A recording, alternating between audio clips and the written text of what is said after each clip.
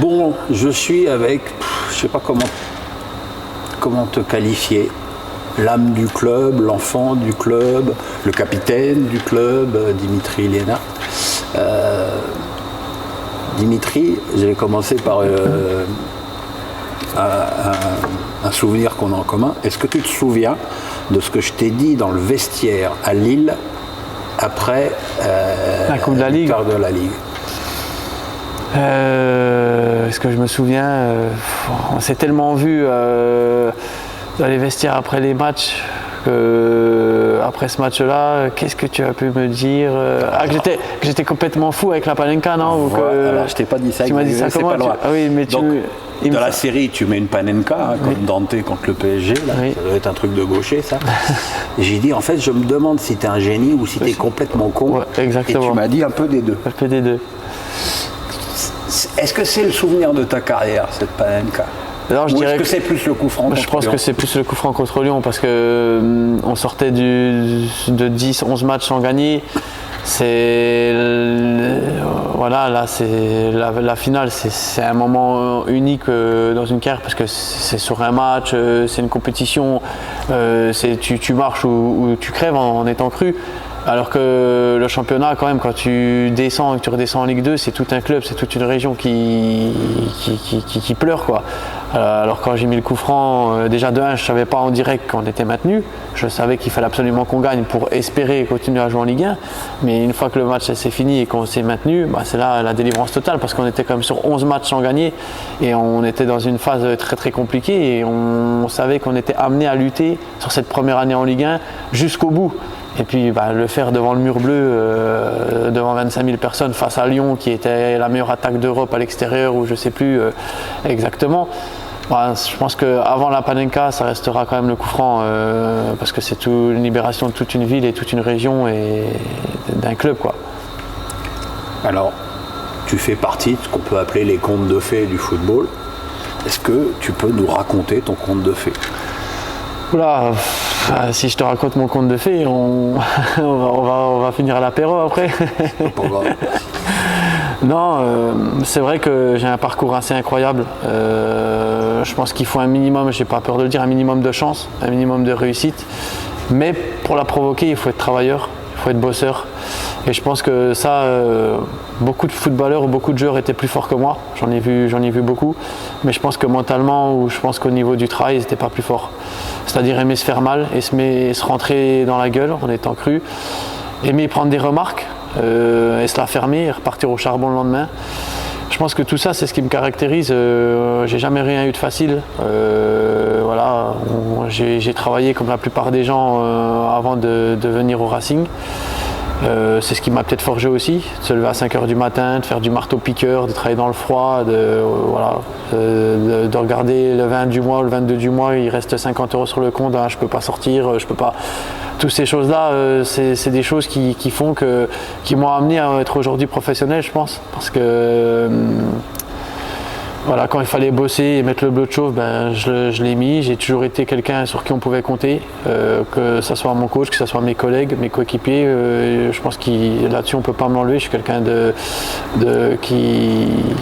qui aime donner.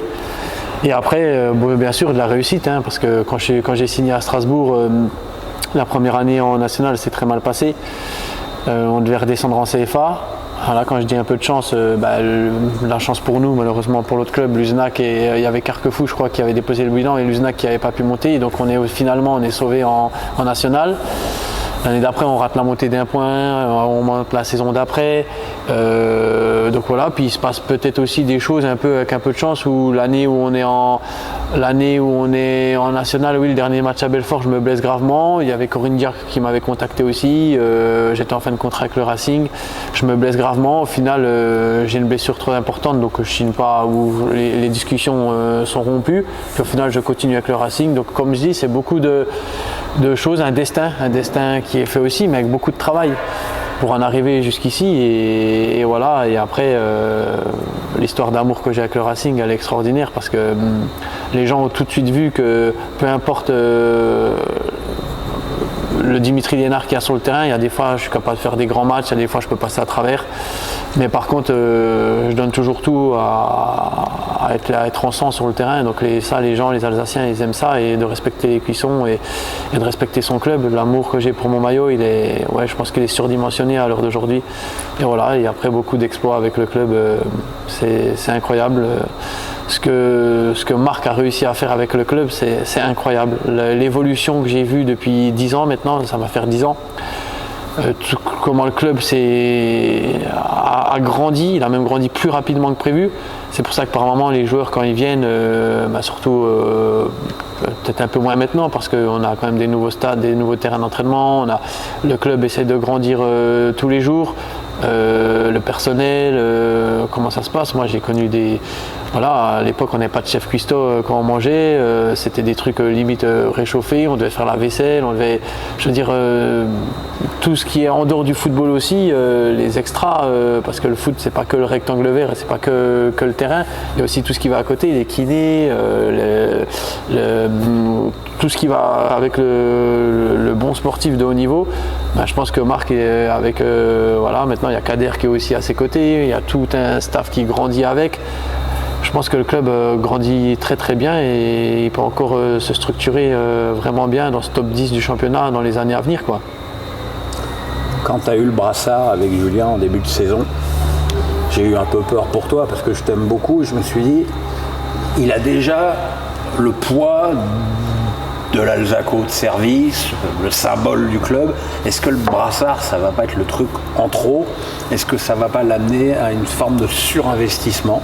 Puis finalement, même si j'ai eu un petit peu peur sur les premiers matchs, je trouvais que tu en faisais beaucoup, je trouvais que tu étais un peu survolté, et je pense que tu as pris la mesure de la fonction.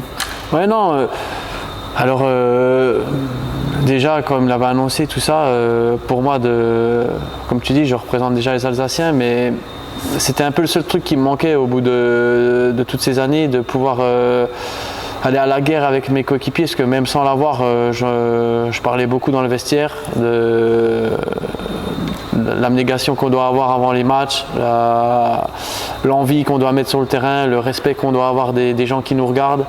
Donc j'avais déjà ce rôle-là dans le vestiaire. Maintenant, c'était quelque chose qui tenait un petit peu à cœur parce que pour finir ma carrière entre guillemets en beauté, de pouvoir porter de représenter ce club, c'est quelque chose qui me manquait en soi. Donc je ne savais pas si j'allais l'avoir ou pas, mais ça aurait pu me faire un petit peu mal au cœur parce que comme je dis, j'aime donner, j'aime donner le maximum à mes coéquipiers, à tous les gens qui sont avec moi.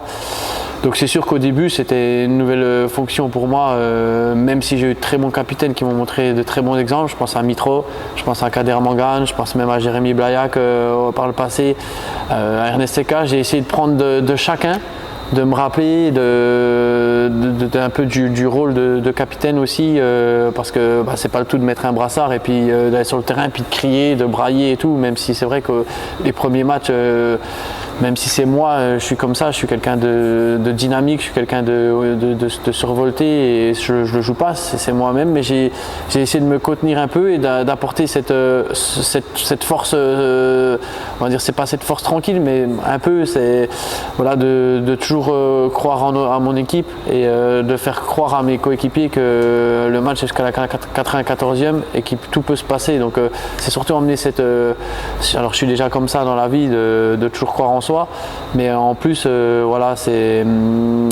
c'est la relation qu'on a en plus avec le coach qui est très forte. Et ça, c'est quelque chose qui me touche énormément et je veux le faire avec les joueurs, avec mes coéquipiers, je veux qu'ils soient dans les meilleures conditions possibles pour attaquer le match, que ce soit peu importe le joueur qui joue, que je sois sur le terrain ou pas sur le terrain.